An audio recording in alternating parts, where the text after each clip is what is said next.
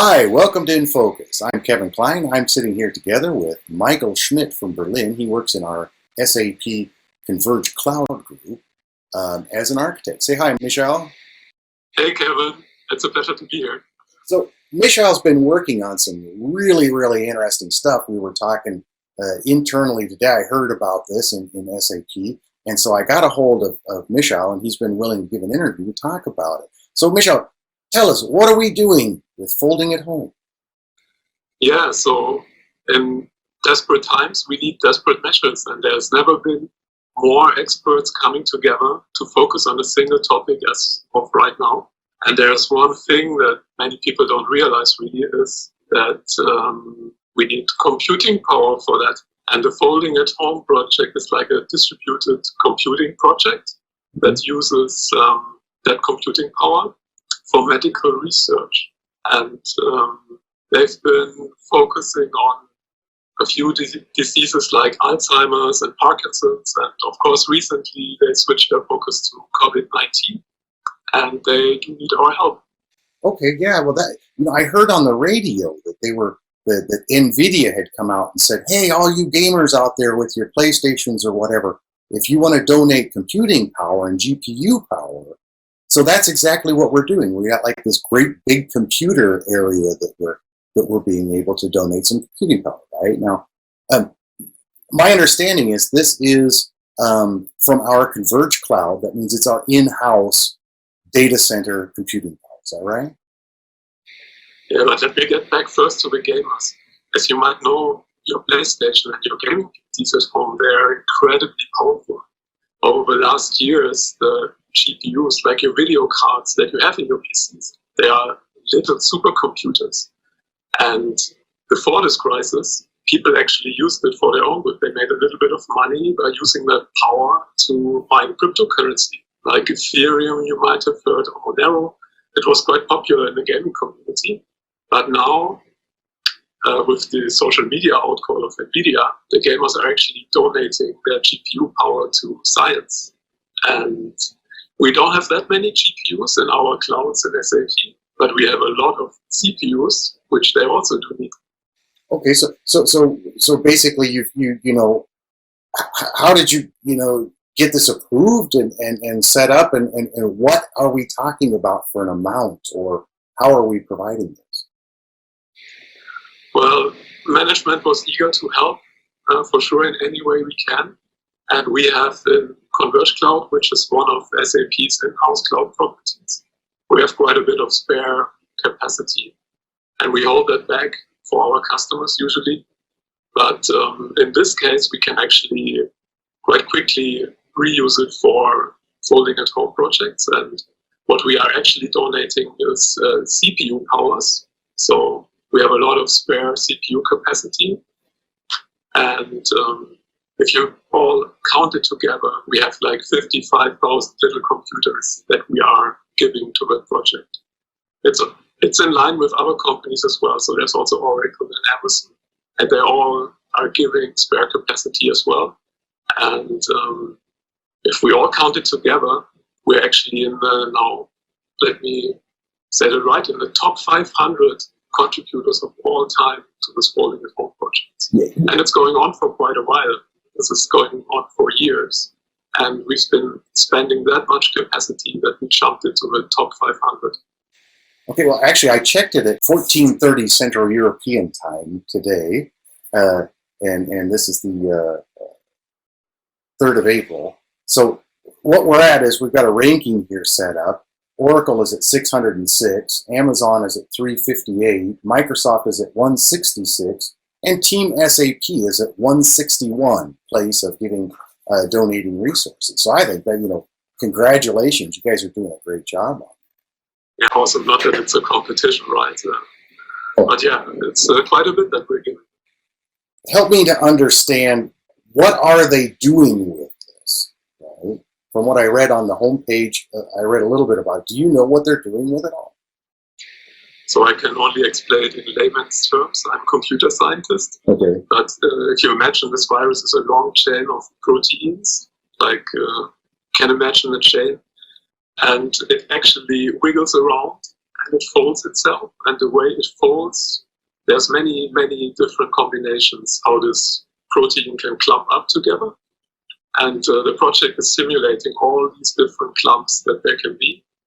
And that's then could be a target for antibodies, or if we are trying to find pockets for little blocker molecules to put in so it can't attach to human receptors.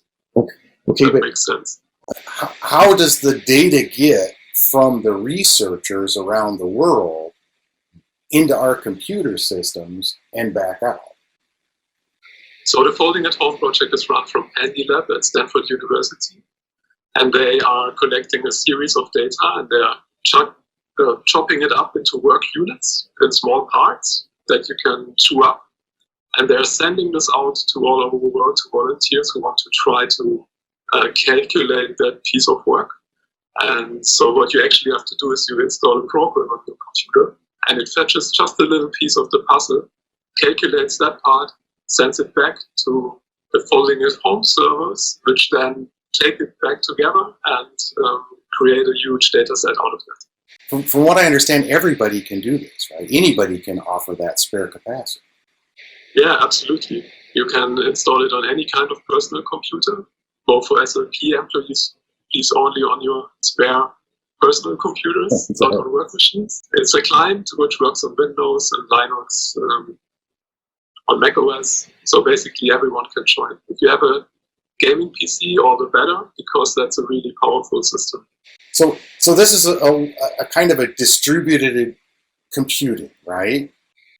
So basically everyone gets a little piece of the work and crunches those numbers, sends it back to a central server where all the data gets reassembled together. So basically we are creating a huge supercomputer all around the world. Okay. And the interesting thing here is actually that the Folding at Home project got so popular that we could now say this is the most powerful computer we have on Earth. Oh, wow. It's like 100 times more powerful than the official ranked fastest supercomputer we have, which is the IBM Summit. Oh, wow. We computer scientists are actually calculating this in floating point operations. So how many divisions can you do per second? And this is now a computer in the exascale model. So that's a 1 with 18 zeros on it. That many operations it can do per second. Oh, wow. In comparison, what would a normal PC probably do? That's a good question, but it does, that's going to be very technical. Right. But, you have like 16 flops per cycle. And one of the cycles is the gigahertz number you see on your CPU. And you have something like 2 gigahertz going on. Okay. So you are doing 16 times 2 gigahertz of operations per second, which is already a huge amount, right? Right. So, and the gigahertz is a 1 with 9 zeros, I think. So distributing the software around, people are coming into our data centers, and these are our server farms. But what about security? I mean, it's important for the customers to make sure that we've got security. So what measures have we taken? Yeah, absolutely. So the first thing we did is we set up a completely isolated environment, and there's no people coming into our data centers, right? So we're just pulling a bit of data off the Folding at Home servers. We're crunching the data, and then we're sending it back. So that we don't use up all the computing power that our customers need themselves with this project, right? We only want to give spare capacities and don't impact our productive payload or our production system in any way. So, and it's actually quite interesting because this is one of the things our cloud does really well. It distributes the load across a lot of computers that we have in our data centers. And we can measure in real time the pressure we put on that system and automatically scale back the capacity we give to Folding at Home. We take up too much. So we're really making sure that no productive payload is being affected. And it's a fully automated system. So I'm quite sure that we are fine here security-wise. Well, that's good to hear. I'm sure our customers will appreciate that too. Again, SAP has several types of platforms out there. And we're working with the Converged Cloud, which is our newest and most dynamic platform that we do supply a lot of customer payloads on. Absolutely. I mean, that's the most important thing is this pandemic is just, literally hurting the economy. It's slowing down all of our customers. We're doing everything we can. One of the things that we're doing is we're donating processor power for the Folding at Home project. Michael, thanks a lot for all the information.